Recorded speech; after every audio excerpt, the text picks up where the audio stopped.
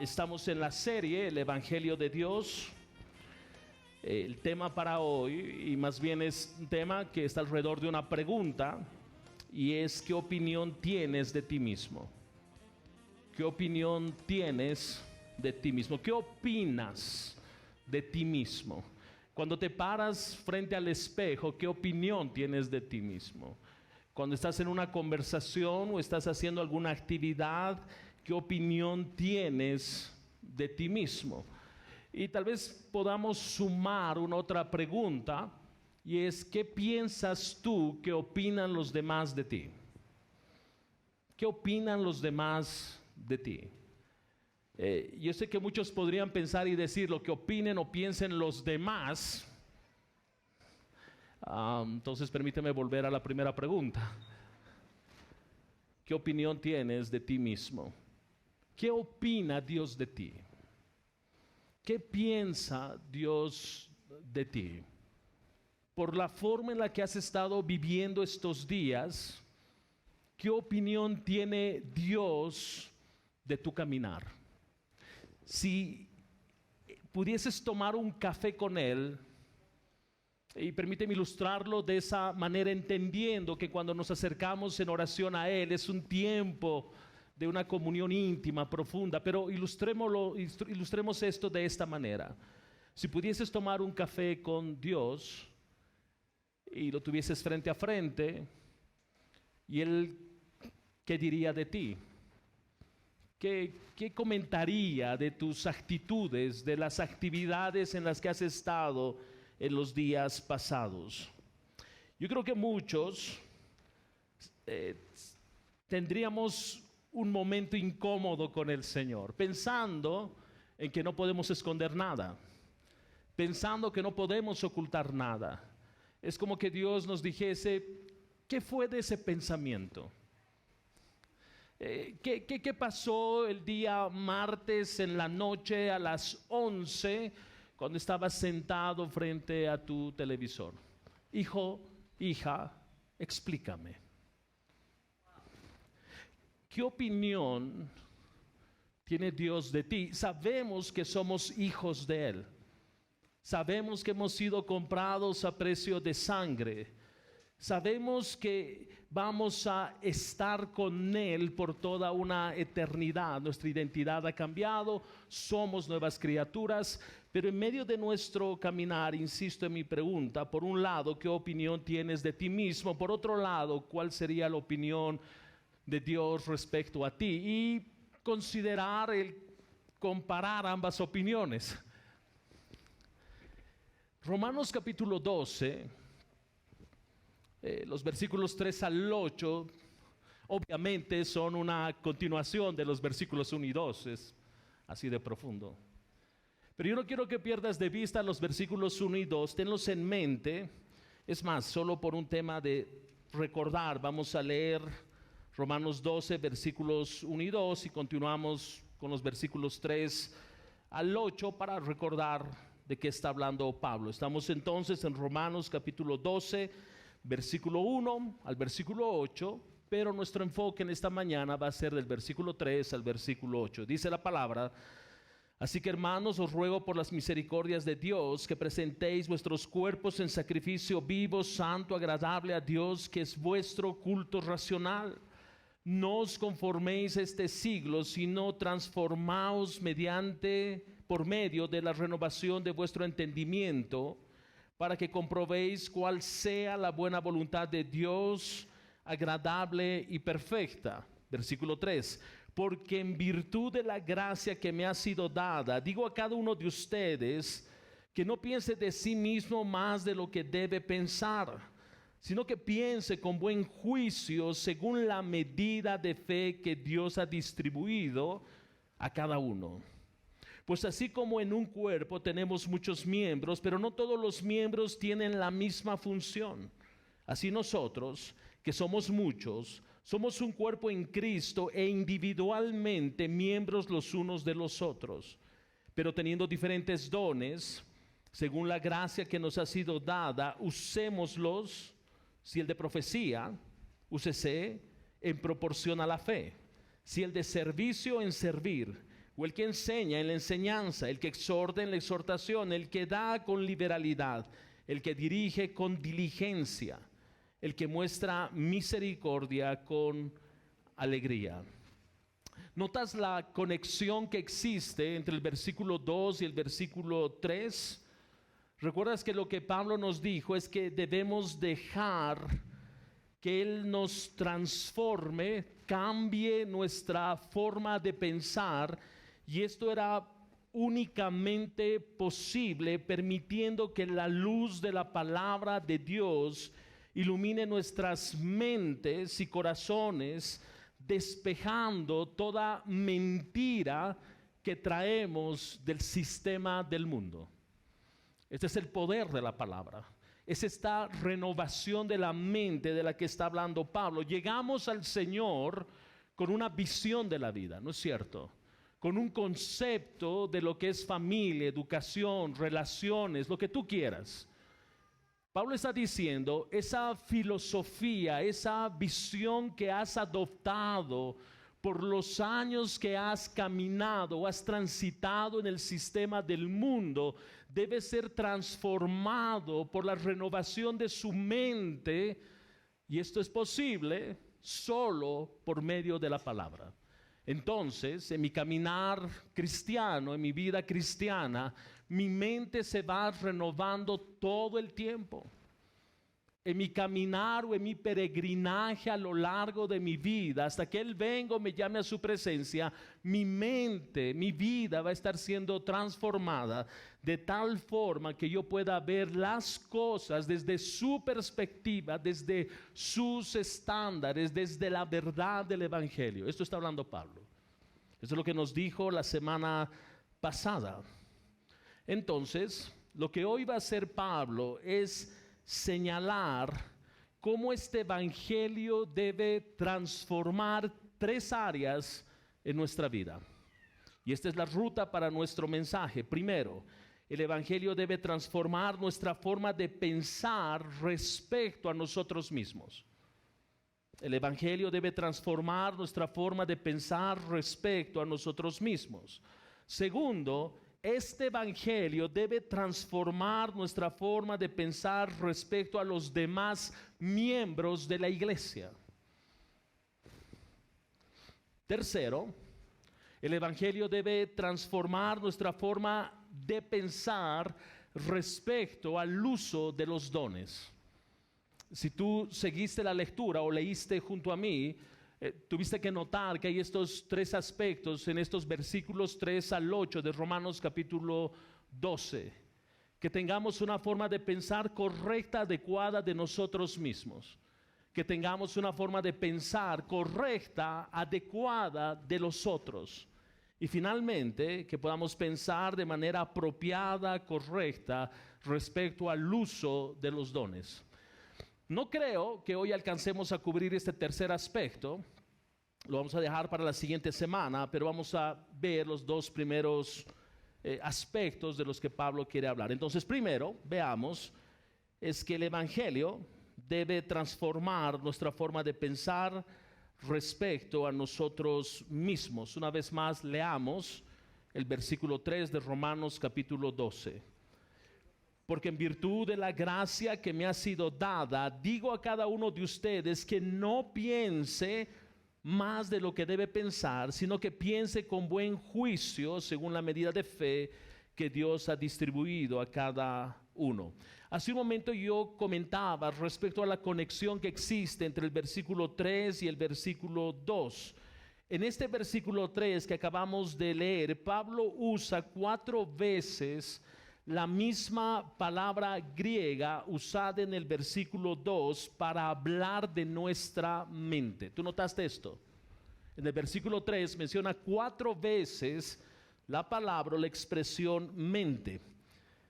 ¿Cuál es la razón? Es que si no hay una renovación, un cambio, una transformación en mi mente, yo no voy a poder pensar de mí de manera sobria, con buen juicio. Entonces es necesaria la renovación, la transformación de mi mente para yo poder pensar de mí de manera sobria, o como dice nuestro texto en esta versión de la Nueva Biblia de las Américas, con buen juicio. La pregunta podría ser, ¿por qué? ¿Por qué yo necesito pensar de mí con buen juicio? Porque tenemos una tendencia, como vamos a observar en detalle más adelante, tenemos una tendencia a enorgullecernos. Tenemos una tendencia a jactarnos. Y esto no tiene que ver solo con personas mayores, sino tiene que ver desde que son niños. Desde la niñez, por una naturaleza caída, el hombre, la mujer tienen la tendencia y hasta la necesidad de jactarse, de hablar de sí mismo todo el tiempo. Entonces Pablo está diciendo, dejen que su mente sea transformada, versículo 2, que nos lleva a verificar cuál es la voluntad de Dios, y esta expresión de cambio sigue avanzando, versículo 3, para que el resultado de esta transformación, una vez más, nuestra mente pueda ser cambiada y pensemos de nosotros con sobriedad. Mire el versículo 3 una vez más, porque en virtud de la gracia que me ha sido dada, porque en virtud de la gracia que me ha sido dada. Esta palabra gracia es importante para nosotros, pero debemos entenderla en el contexto que está siendo usada. Por ejemplo, acompáñame a Efesios capítulo 2, versículo 8, Efesios capítulo 2, versículo 8, dice la palabra, porque por gracia ustedes han sido salvados por medio de la fe, y esto no procede de ustedes, sino que es don de Dios. El efecto de esta gracia citada en Efesios capítulo 2, versículo 8 es salvación. El efecto de la gracia citada en Efesios capítulo 2, versículo 8 es salvación. Pero en Romanos capítulo 12, versículo 3, el efecto de la gracia es equipamiento. El efecto de la gracia en Romanos capítulo 12, versículo 3 es equipamiento. Es la misma gracia, pero esta gracia en un momento nos salva, ¿no es cierto? Esta gracia en un momento nos salvó, pero esta misma gracia me equipa. Es la misma gracia, pero trabaja o opera en dos momentos de manera distinta para salvación, y Pablo en Romanos 12:3 está hablando de equipamiento. En ambos escenarios esta gracia es inmerecida. Esta gracia es inmerecida. Yo no merecía ser salvado. De hecho, lo que yo merecía era la justicia de Dios por haber pecado contra Él, ¿no es cierto? Pero Él en su gracia se acerca y nos salva y nos da lo que no merecemos, y es salvación. Pero Él no solo nos salva para dejarnos en quietud hasta que Él venga, no. Él nos salva por gracia, pero habiendo sido salvados nos equipa para servirle. Y ese equipamiento es por gracia, inmerecido, un regalo. Entonces, no hay escenario de jactancia en la salvación. O alguien podría jactarse de su salvación, que la consiguió por méritos propios, que trabajó muy duro para que Dios pueda salvarlo. No. La Biblia declara que estábamos muertos en nuestros delitos y pecados, que vivíamos lejos de Dios, que no lo buscábamos. Él se acercó, Él nos buscó, Él nos salvó. Gracia. Entonces, esta gracia que me salva es la gracia que me equipa. No hay escenario para la jactancia. No hay escenario para el orgullo. Él me equipa habiéndome salvado para que yo pueda servirle a Él. Gracia. Gracia.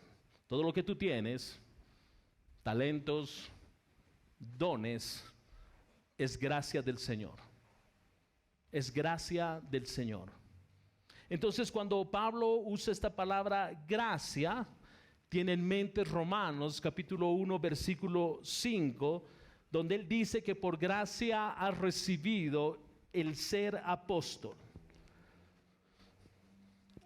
Y es interesante el enfoque que pone Pablo al momento de decir que fue la gracia del Señor que lo llamó para ser apóstol, porque en realidad en múltiples declaraciones de Pablo, él dice: yo fui un perseguidor. ¿Tú recuerdas esas expresiones de Pablo?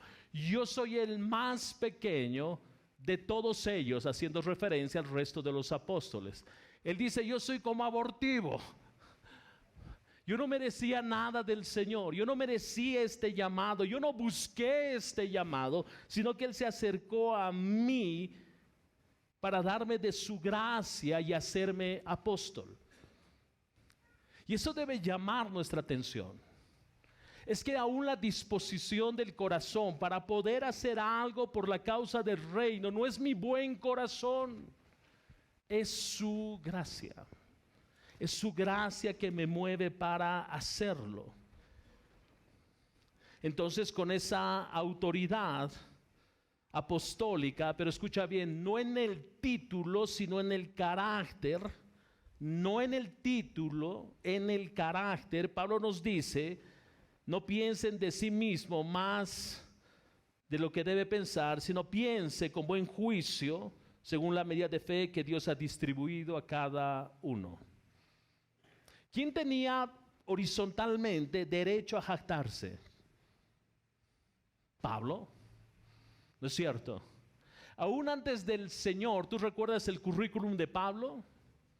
Fariseo de fariseos, circuncidado al 8º día, guardó toda la ley, no falló en nada. Educado, entrenado a los pies de un hombre que representaba en ese momento el concepto más alto de la educación en cuanto a la ley judía. Este hombre tenía de qué jactarse, Pablo. Pero llega el Señor y la expresión de Pablo es: todo esto es basura. Todo esto es basura. Todo esto que he acumulado, que he conseguido, que he logrado es basura. El Señor lo salva, el Señor lo equipa por pura gracia y lo pone como apóstol, y él dice: aún este llamado del Señor es pura gracia. Con eso en mente, Pablo otra vez dice: no piensen entonces de sí mismo más de lo que debe pensar, sino que piense como en juicio, según la medida de fe que ha sido, o la fe que Dios ha distribuido a cada uno. Un comentarista alrededor de esta palabra pensar dice: de lo que yo estoy hablando, él está parafraseando este versículo, dice: de lo que yo les estoy hablando es que por la gracia que me fue dada, digo a cada uno de ustedes que no piensen más allá de lo que sea necesario pensar, sino piensen con pensamiento sobrio. Piensen de ustedes mismos con pensamiento sobrio. No vayan más allá de lo que deben pensar de ustedes mismos. Ahora, ¿cómo es posible esto? Es que una mente renovada, que está en condiciones de poder discernir la voluntad de Dios, versículo 2, también tiene que ocuparse, escucha bien, también tiene que ocuparse activamente de la evaluación de nosotros mismos. Una mente transformada, una mente renovada por el Evangelio debe activamente, intencionalmente evaluarse. Y esto requiere sentarse. Y esto requiere tomar un tiempo y meditar y reflexionar y decir: ¿cómo estoy viviendo? ¿Cuál es el concepto que tengo de mí mismo? ¿Cómo Dios me está viendo? ¿Notas ese escenario? ¿Quiénes lo hacen? No levante su mano.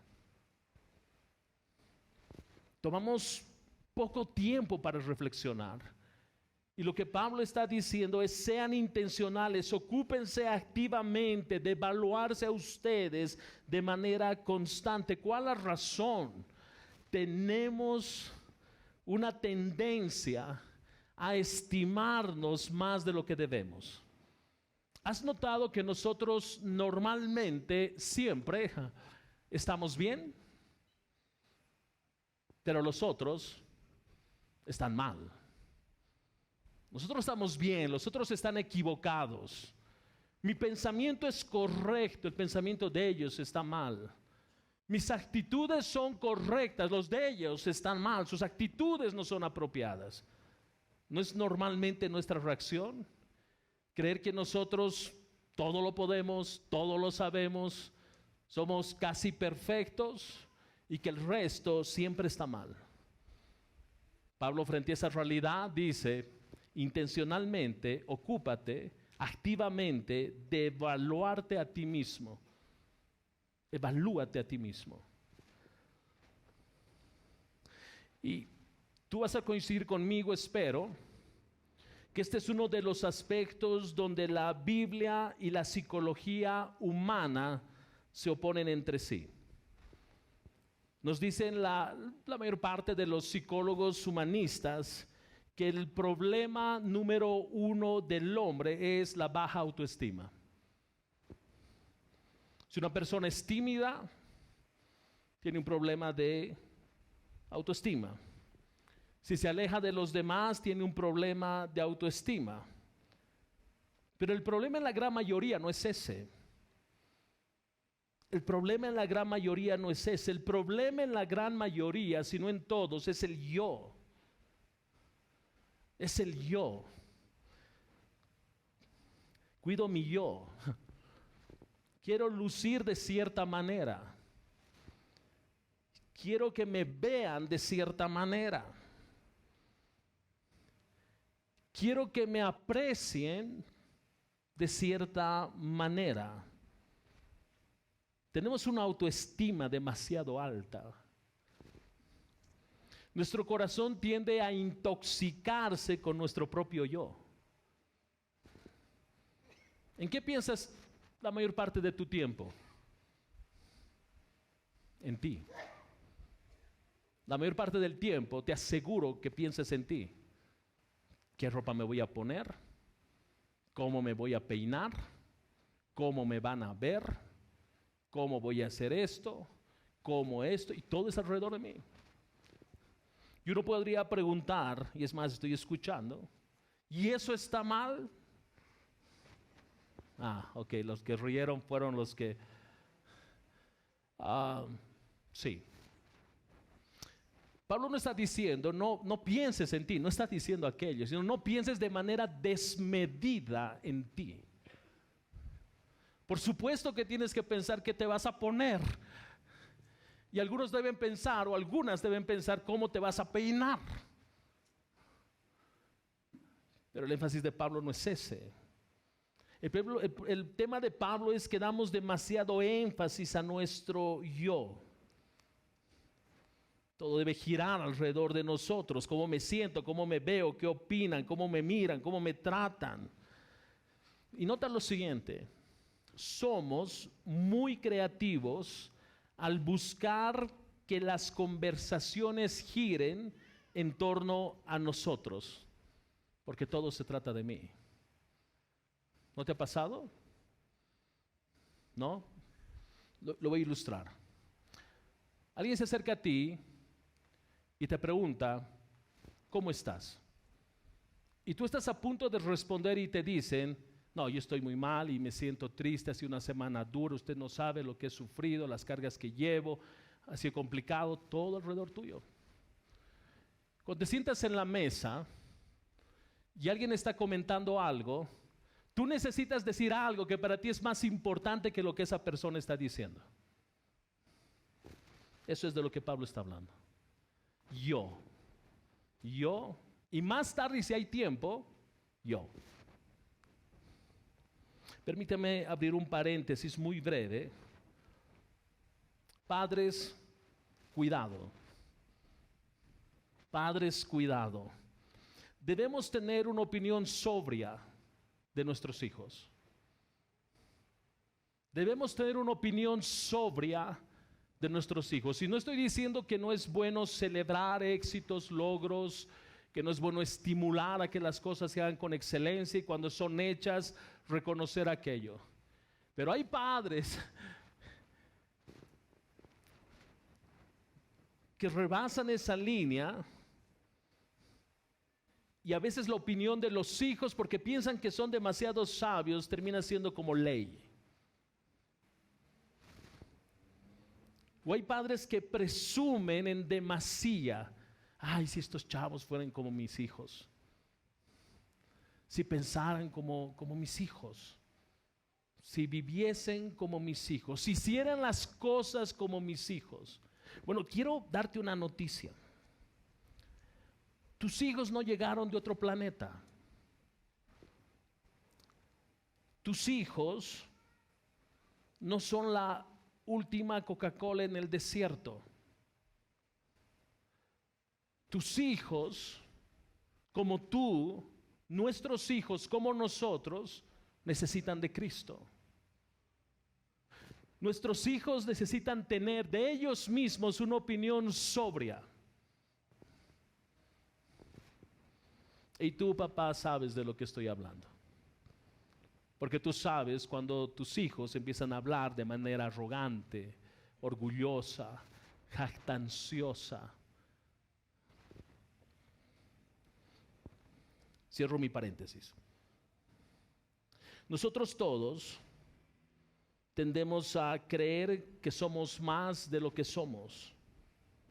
Y eso las Escrituras llaman vanagloria. Vanagloria, es una vanidad. El creer que eres más o tener una opinión mucho más de lo que realmente es vanidad, es orgullo, es arrogancia. Y esto es una contradicción con el evangelio que hemos creído. Y permíteme otra vez subrayar esto. No es que no debemos tener ninguna opinión respecto a nosotros. Otra vez, Pablo está diciendo, piensen de manera apropiada, de manera equilibrada, de manera correcta, de manera sobria respecto a cada uno de ustedes. Oye, Pablo, ¿cómo hacemos esto? ¿Cómo puedo tener una opinión respecto a mí que sea sobria, que sea correcta, que sea equilibrada, que sea balanceada? Ok, síganme en el mensaje. En Romanos capítulo 3, versículo 27, dice las Escrituras, ¿dónde está pues la jactancia? Queda excluida. ¿Por cuál ley? ¿La de las obras? No, sino por la ley de la fe. Observa entonces que aún en este escenario de salvación, la jactancia queda excluida. ¿Por qué razón? Recuerda, no se trata de obras, es gracia. En mi salvación yo no tengo nada de qué gloriarme, nada de qué jactarme. Absolutamente nada. Él lo hizo todo. Pero Pablo a lo largo de Romanos insiste en este tema porque él sabe, otra vez, él sabe que tenemos una tendencia a enorgullecernos, a ser arrogantes. Y en Romanos 11:20 él dice, no seas altanero. En Romanos 11:25 él dice, no seas sabio en tu propia opinión. No seas sabio en tu propia opinión. 1 Corintios 4:7, Pablo mismo dice, porque ¿quién te distingue? ¿Qué tienes que no recibiste? Y si lo recibiste, ¿por qué te jactas como si no lo hubieras recibido? ¿Notas el corazón de Pablo? ¿O la preocupación de Pablo alrededor de este tema? Es un llamado a caminar en alerta, de no dejar que nuestro corazón se jacte o se enorgullezca. Observa nuestro texto, versículo 3, una vez más. Porque en virtud de la gracia que me ha sido dada, digo a cada uno de ustedes que no piense de sí mismo más de lo que debe pensar, sino que piense con buen juicio, según la medida de fe que Dios ha distribuido a cada uno. Aquí en la iglesia, y en múltiples iglesias a lo largo del mundo, muchos han sido salvados por haber creído por fe en Jesús, ¿no es cierto? Esta es nuestra salvación, es por fe. Y aún esta fe, como hemos sostenido por varios domingos, esta fe es resultado o es fruto de la proclamación del Evangelio. La fe viene por el oír la palabra de Dios. Aún esta fe me es dada para poder creer. Y esto es precisamente lo que Pablo señala en Efesios 2, 8, 9, que lo leímos hace unos minutos, pero quiero volverlo a leer para que enfaticemos el concepto de fe. Porque por gracia ustedes han sido salvados por medio de la fe, y esto no procede de ustedes, sino que es don de Dios.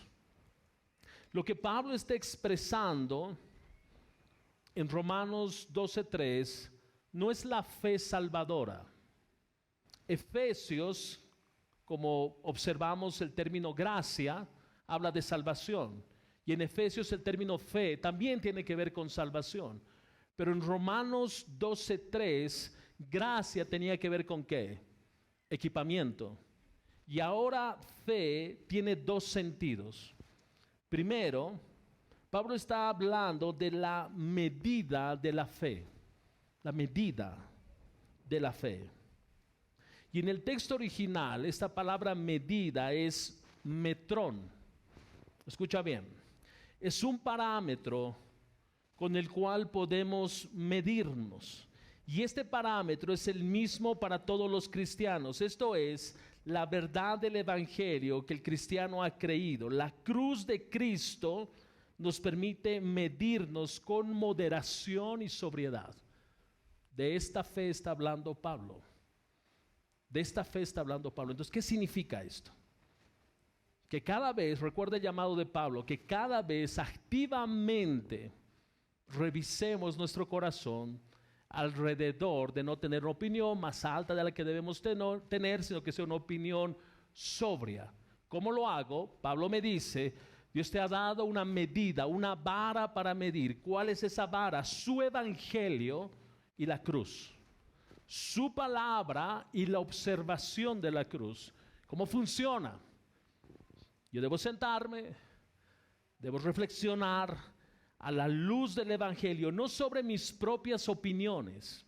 Yo necesito abrir las Escrituras y filtrar y medir mi vida a la luz de las Escrituras. Por ejemplo, tú observas Gálatas y tú encuentras el fruto del Espíritu. Entonces es una buena vara para poder medirnos. ¿Cuán paciente eres hoy? Por ejemplo, ¿cuánta paciencia tienes hoy? ¿Eres más paciente que hace un mes, un año, que cuando llegaste al Señor? ¿Qué tal tu indicador de amor respecto a las Escrituras? ¿Amas a tus hermanos, por ejemplo? En medio de las debilidades que tú puedas observar, ¿puedes amarlos? ¿Qué tal tu bondad? ¿Qué tal dominio propio? ¿Qué opinión tienes de ti respecto a dominio propio? ¿Puedes resistir la tentación? ¿Puedes controlar tus emociones? ¿Ejerces dominio sobre tus pensamientos? Hombres, ¿tenemos dominio propio sobre nuestros ojos? Esa es nuestra vara. Es que yo creo que estoy bien, no como otros. Yo estoy bien. Ok, vamos a la cruz. Frente a esa cruz, ¿quién eres? ¿Qué has logrado frente a esa cruz? Frente a esa cruz, ¿de qué podemos jactarnos, gloriarnos, vanagloriarnos? ¿Qué hay en nuestras vidas que sea mayor esa cruz? Y la respuesta es nada. Todo es gracia, solo su gracia. El segundo aspecto que está hablando Pablo respecto a fe es poder espiritual. Poder espiritual. Dios nos ha dotado al momento de nacer de nuevo. Él nos ha equipado, decíamos, con ciertos dones. Y el ejercicio de estos dones, decíamos, es para el servicio de la iglesia. Pero para poder servir usando estos dones con los cuales nos equipó el Señor, se requiere fe. Y el escenario de esta fe que Pablo describe es poder espiritual. Ahora espera, yo sé que cuando escuchamos poder viene a nuestra mente DC, Marvel. No estamos hablando de aquello. Cuando mencionamos la palabra poder, es la capacidad para poder hacer algo que en mis propias fuerzas no puedo. Este es poder espiritual. Entonces esta fe de la que habla Pablo es una medida para yo evaluarme y caminar de manera sobria o pensar de manera sobria respecto a mí. Y por otro lado es, siendo que Él me ha equipado por gracia, Él me da el poder espiritual para cumplir con mis responsabilidades dentro del cuerpo de Cristo. En otras palabras, a mayor humildad como resultado de medirme bajo los parámetros del Evangelio, que me lleva a pensar con sobriedad respecto a mí, mayor poder para cumplir con mis responsabilidades dentro del cuerpo de Cristo. Entonces observa, cuando yo tengo una opinión de mí sobria, que la encuentro en el Evangelio y en la cruz, eso pone mi corazón en el lugar correcto, que es humildad. Y esa humildad es el poder que Dios me da para poder servirle a Él. A mayor humildad, mayor despliegue de la gracia del Señor. Dios no usa gente arrogante. Dios no usa gente orgullosa. Dios no lo hace. Observa las Escrituras. ¿Cuánto tiempo pasó Dios trabajando con Moisés antes de encomendarle la tarea? 40 años. Esos 40 años que estuvo haciendo Dios con Moisés, trabajando su orgullo, trabajando su arrogancia, porque lo que Dios iba a hacer con Moisés era algo glorioso. Iba a usar a este hombre como un instrumento para liberar a su pueblo. Y no era cualquier tipo de liberación, era el despliegue del poder de Dios, obrando y usando a este hombre llamado Moisés. Pero si Moisés iba en las mismas condiciones que salió de Egipto, esto era un caos. Y Dios sabía aquello. Trabajó con él 40 años antes de usarlo. Lo cinceló durante 40 años para cincelarlo. ¿Cuánto tiempo pasó Jesús cincelando a sus discípulos? Cerca de 3 años, cerca de 3 años. Y tú notas que al final del entrenamiento aún necesitaban todavía ser cincelados. Y el Señor les dice, no los voy a dejar solos porque ustedes la van a regar. Si yo les encomiendo a ustedes todo el trabajo, ustedes la van a regar. Ustedes necesitan de mi Espíritu Santo para que pueda regular su vida, su ímpetu, sus fuerzas. Pueda regular sus pensamientos, sus motivaciones, sus deseos. Entonces no hagan nada. Vayan al aposento alto, cierren la puerta y esperen a que llegue el Espíritu Santo. ¿Notaste que no les dijo, mientras llega, échenle ganas? Mientras llega, proclamen. No, eso iba a ser un caos. Más orejas, más gente maltratada. Iba a caer rayos, truenos, centellas del cielo. Esperaron. Y el maestro los embiste de poder para poder hacer y cumplir con su llamado. Tú y yo necesitamos eso. Si tú te estás cuestionando, ¿por qué Dios no me usa? ¿Por qué Dios no me considera? ¿Por qué no puedo desarrollar mis dones y talentos y edificar al cuerpo de Cristo? Considera la posibilidad de que requieres más tiempo para ser cincelado. Considera aquello.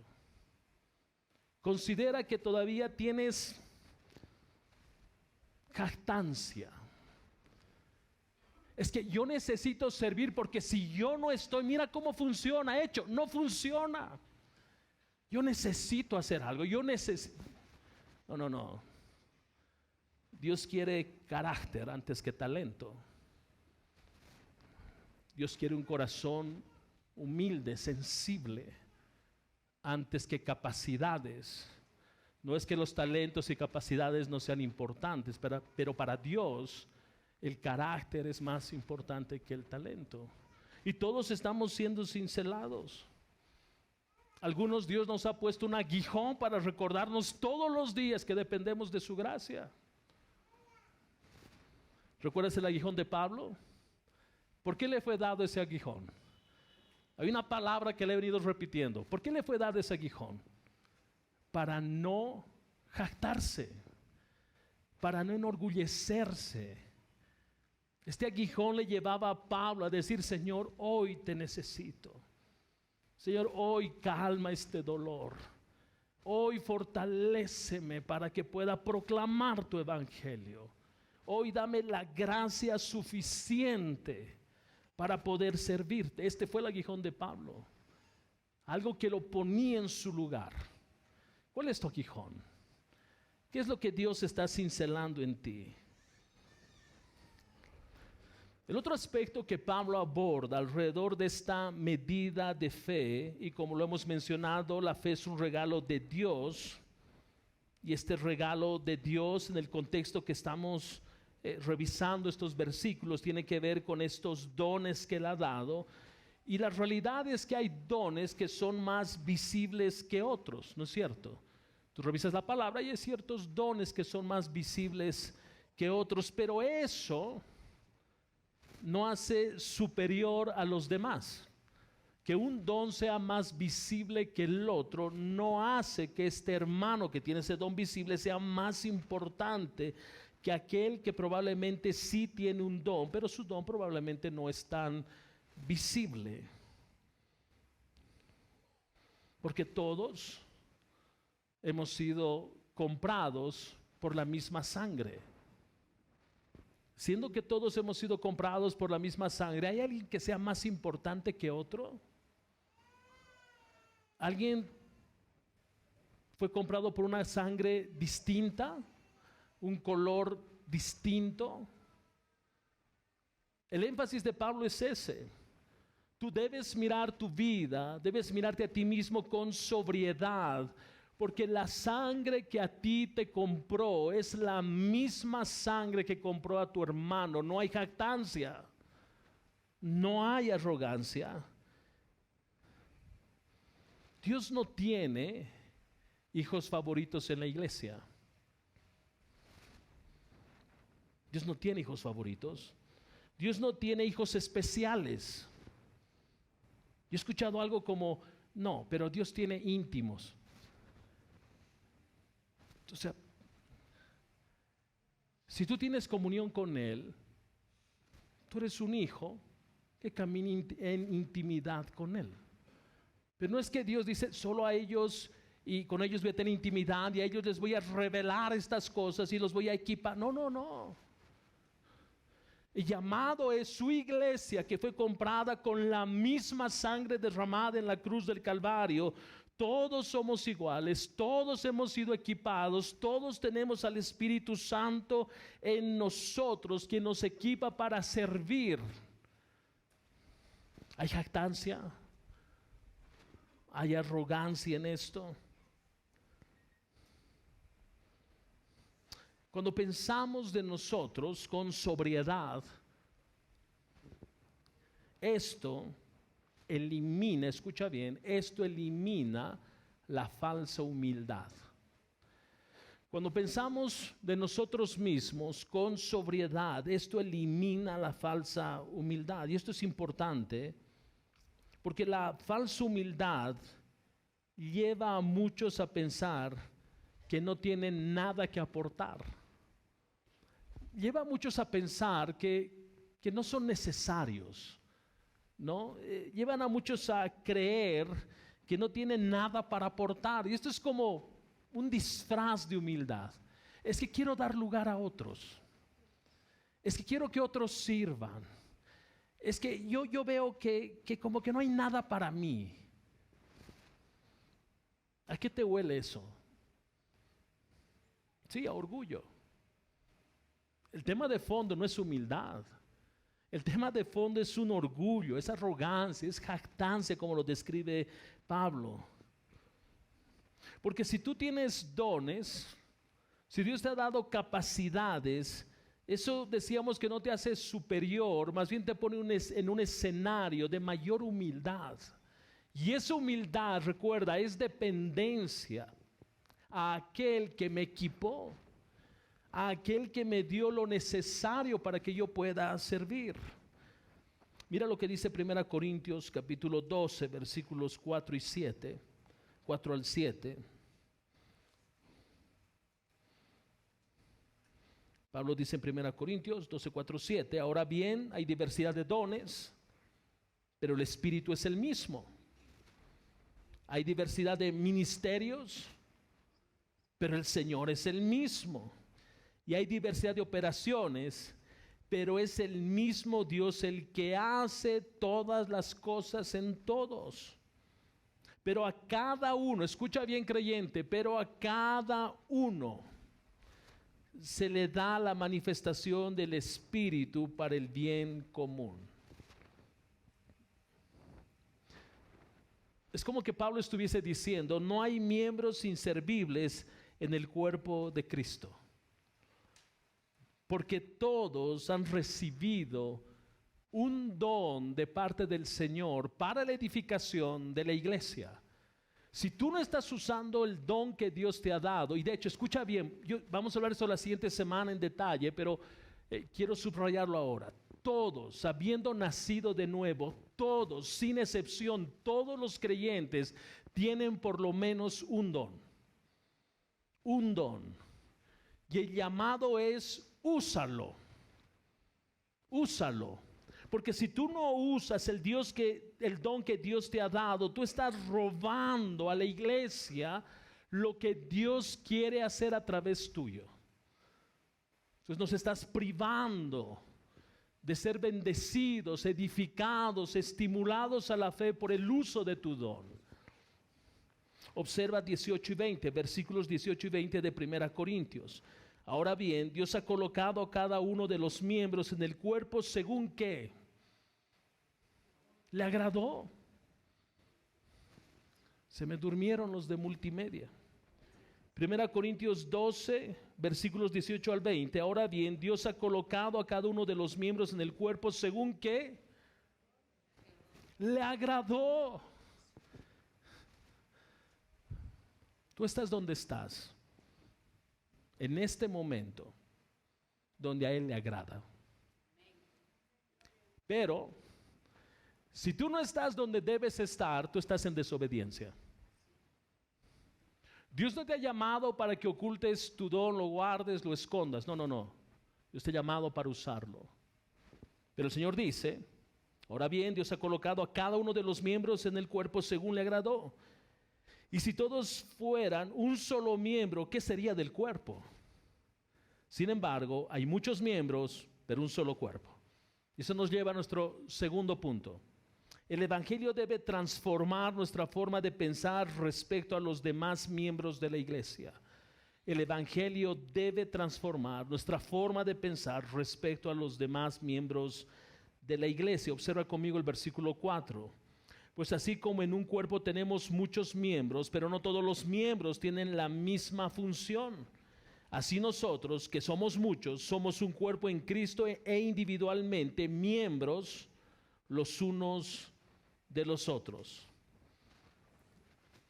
Pablo dice, teniendo una manera sobria de pensar respecto a nosotros, solo vamos a tener una manera sobria de pensar respecto a los otros si nuestra mente es transformada. Entonces, mi mente debe ser transformada para yo tener una opinión sobria de mí mismo. Y recuerda, esa sobriedad es una medida de fe, y esa medida de fe es evangelio, el estándar de la palabra, la cruz. Pero esta misma transformación de mi mente me lleva a mirar a mis hermanos de manera sobria. Pregunta, ¿qué opinión tienes de tus hermanos en la fe? ¿Qué opinión tienes de los hermanos que sirven en la alabanza? De los sugieres que te reciben, de los maestros de escuela dominical, de los líderes, de los ancianos, de tu pastor. ¿Qué opinión tienes? ¿Piensas de ellos con sobriedad? Porque muchos círculos, creo yo mal llamados, cristianos algunos de ellos, a veces el pastor es un casi ángel, ¿no es cierto? Es un super mega pastor, que en algunos lugares en Bolivia, en iglesias, ahora les llaman querubines, y no le estoy exagerando. No es que cuando llegue el apóstol, abran campo, cuidado, está entrando el siervo ungido del Dios de los ejércitos. Cuidado. Pablo dice, sé sobrio en tu manera de pensar de tus hermanos. Nadie es mayor a otro. Todos somos iguales. Todos hemos sido comprados, insisto, por la misma sangre, la misma cruz, el mismo Hijo de Dios, todos. No hay super hermanos, no hay super músicos, no hay super líderes. Todos necesitamos de la misma gracia. Todos necesitamos de la misma gracia. Todos batallamos con asuntos. Todos enfrentamos tentaciones. Todos tropezamos, caemos, pecamos. Todos recurrimos a la misma cruz en arrepentimiento. Todos nos levantamos porque el que confiesa sus pecados, Dios es fiel y justo para perdonarlo. Todos. ¿Qué opinión tienes de tus hermanos? No, pues que yo lo miro y parece del mundo. Es que es cualquier cosa menos cristiano. No has visto cómo se visten ni en el mundo, mi hermano. Cómo habla. Los chistes que cuenta. Líbrame, Señor. ¿Qué opinión tienes de tus hermanos? ¿No es que Dios está trabajando con ellos como está trabajando contigo? ¿No es que Dios los está cincelando como te está cincelando a ti?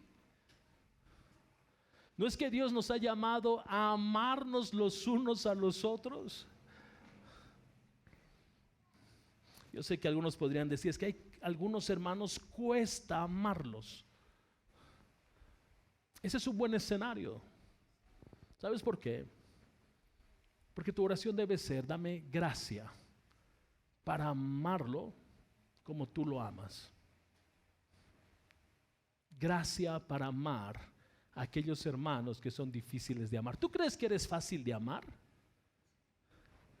¿Tú crees que amarte a ti fluye así? Te amo. ¿Tú crees que fluye naturalito? ¿Tú crees que amarme a mí es fácil? Pregúntale a mi esposa. Necesitamos gracia. Necesitamos gracia del Señor. Él nos ha rescatado del mismo lugar, del mismo, Pablo hablando, del mismo mercado de esclavos donde nos encontrábamos. Dios nos ha tomado del mismo lugar de oscuridad. Dios ha roto las mismas cadenas en todos nosotros. ¿Quién es superior? ¿Quién es superior? ¿Quién se atreve a decir yo no amo a esta persona? Cuando Dios lo amó, cuando Dios lo rescató, cuando Dios derramó su sangre, cuando Dios lo redimió. Yo debo cambiar mi forma de pensar. Debo renovar, transformar mi forma de pensar para yo entonces tener una opinión sobria de mis hermanos. La figura que usa Pablo de cuerpo tiene que ver con que todos los miembros de este cuerpo están unidos entre sí. No es cierto, tú no ves salvo en televisión, pero en lo real tú no ves a alguien desconectado de su cuerpo. No ves un brazo que esté tratando de ir en dirección opuesta a lo que el cuerpo está haciendo.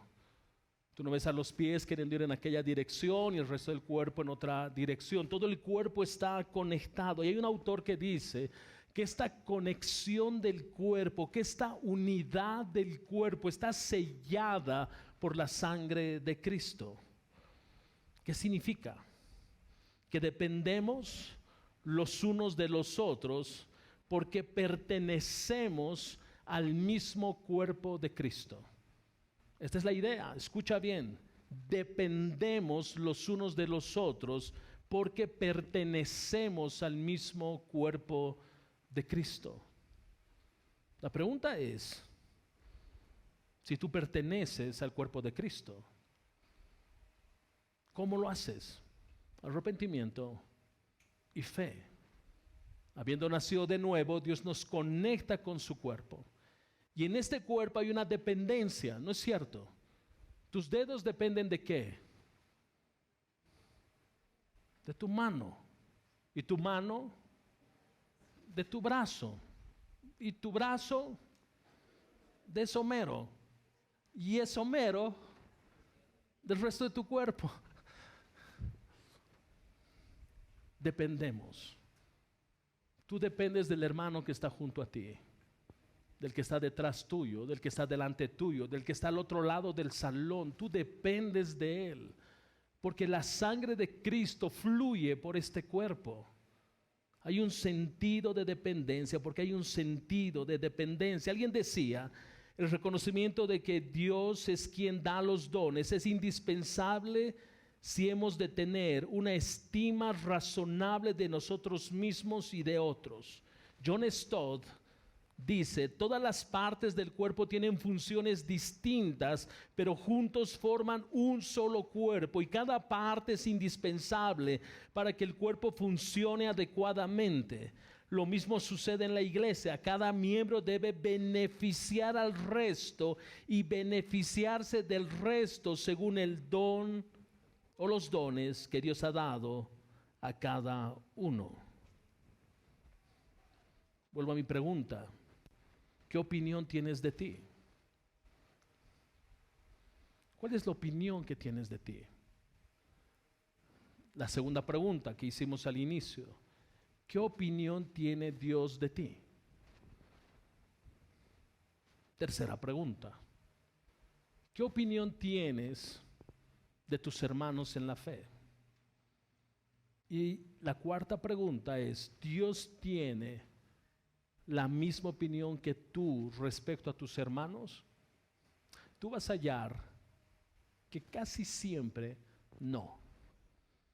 Porque cuando Dios nos mira, mira la obra de su Hijo. Cuando Él nos mira, mira la sangre de su Hijo en la cruz del Calvario. Cuando tú miras a tu hermano, ¿a quién miras? ¿A quién miras? El llamado en esta mañana es,